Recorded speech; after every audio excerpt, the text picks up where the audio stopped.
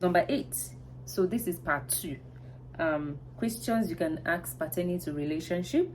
What did you think when you first met me? You don't asking questions pertaining to life and then you're entering the relationship to get to understand where you guys are going together. So you want to really know what he finds or found or she found attractive in you that made him or her approach you or get to like you first. What do they think? It mustn't be a beautiful thing. Some people will meet you first and they'll feel like you're a snob. But let me just try, Sha. And at the end of the day, you turn out to be amazing. Some people, maybe you guys have been chatting over chat and they will just judge you with the way you chat. Maybe you're a goofy person, maybe you're naughty and nasty when you chat. But when they get to meet you on a one-on-one level, they get to see that you're very beautiful soul and your goofiness is so good and beautiful and angelic, and you being nasty doesn't mean that you're bad. Yeah, bad girl, but bad that you're not good enough for anything. So number 9 is, what is one difference between us that you absolutely love? There's a saying like the opposites attract. Although some people, they are calm and they want someone calm, but basically, literally, like normally you see someone that is so calm, they want someone that is rough, that will be gingering them, that it's noisy everywhere, that is stubborn. So basically, your opposites, that's what you want for your partner. That's what happens most times. And you would want to know the difference that the both of you make that he liked. Maybe I am talkative, I talk too much, and I can't seem to stop talking. I can't seem to be keeping quiet.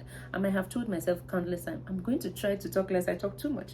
And then maybe my partner is someone that really keeps so quiet. I'm going to really admire it because, wow, I'll be like, how does he do that? So you will get to understand him and understand yourself too, and also get to know what is it that he doesn't have or she doesn't have that you have that he or she loves. Number 10 says, what do you think was your most vulnerable moment in our relationship?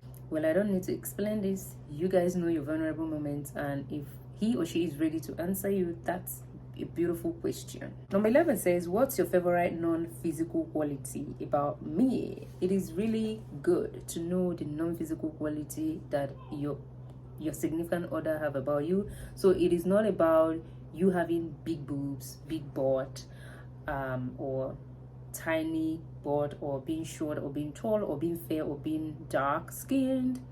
Because yes, you might be fair, maybe something happened, you went dark, will he still be there? And as much as you have physical attributes, there are physical things in you that he saw that or she saw that she liked, but it is always good to know that thing that is non-physical that he actually finds attractive. Number 12 says, what do I do that makes you feel most loved?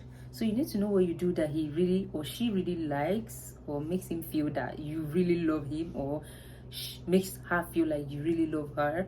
So it is something that you're going to continue doing from time to time, because whenever she or he is in their mood, like they're not like in a good mood, it might be something that you portray or you do that'll make them to remember that someone loves them. Number 13 says, what is one secret you haven't told me about yet? Now, not everyone will be open to talk about this. So if he or she is not in a mood to tell you, you don't have to force it out of their mouth. Today they will tell you, you don't need to ask them. They will go ahead and tell you if they want to tell you. So something you can ask, maybe the person wanted to tell you but is scared of how you're going to react. Now you're the one asking it, so he or she knows that you're definitely going to take it well, that you're ready to take it. That's why you're asking. So I feel like in this situation, they'll be able to tell you what they've been yearning to tell you. But if they are not courageous enough to tell you, you have to pass this question. Number 14 says, do you have any fantasies you want to try with me? You have to be a little bit nasty. So yes, you can ask this question, you guys can discuss, you can tell him yours, and you guys can set out a date or day and try it out together. In that way, you're spicing up your marriage or relationship.